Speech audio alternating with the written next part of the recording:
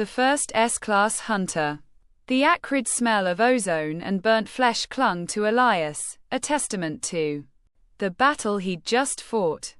His hands, still crackling with residual lightning, trembled slightly as he gazed at the pulsating orb before him. This was it, the Kronos' artifact, rumored to manipulate time itself. He'd tracked it for months, battling grotesque anomalies born from temporal distortions, all to finally face the being who wielded it. The creature, now a smoldering heap at his feet, had almost succeeded in tearing Elias's timeline asunder. With a deep breath, Elias reached out, his fingers brushing the cool, smooth surface of the orb. A blinding flash erupted, and a surge of energy unlike anything he'd ever felt ripped through him. He screamed, his body contorting as the world dissolved into a kaleidoscope of colors and fractured light. He felt himself shrinking, his strength draining, his very essence being pulled apart.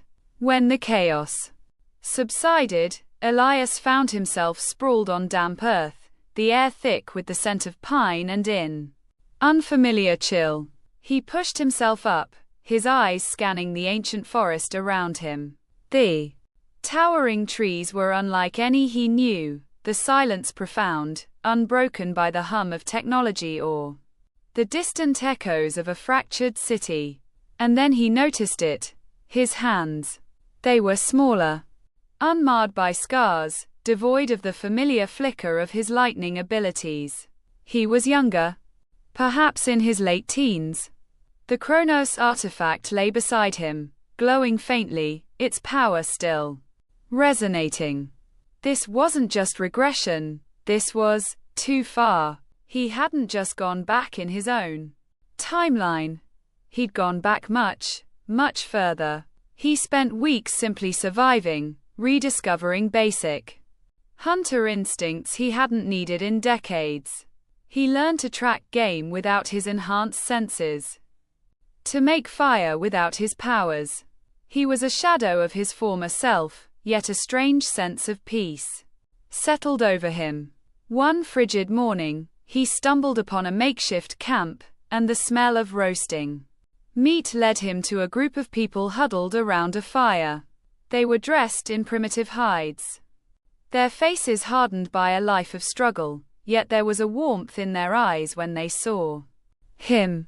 And quot, "You're lost, aren't you, boy?" And quot, a burly man with a kind smile offered, handing him a piece of freshly cooked deer.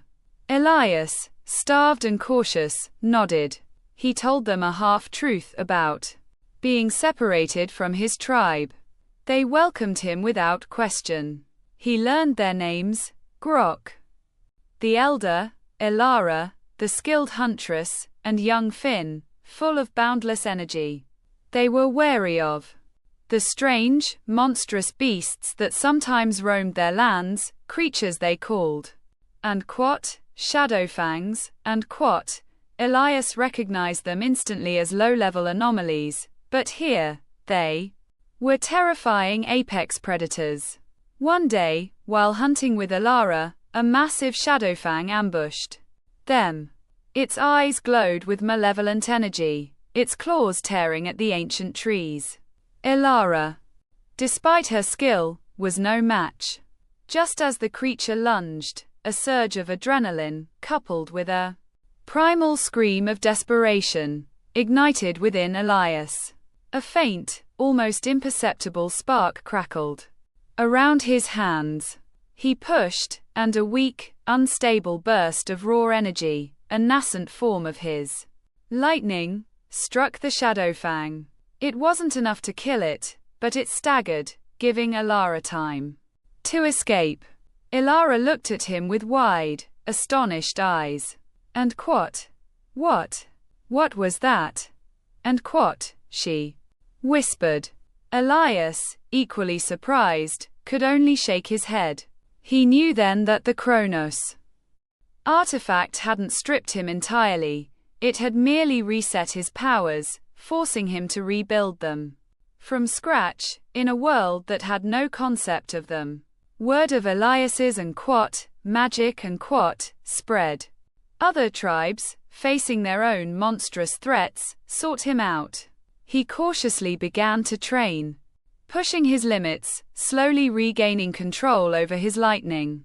It was crude, unrefined, but it worked. He taught the tribes basic hunting strategies against the anomalies, explained their weaknesses, and, when necessary, fought alongside them, his powers growing with each encounter.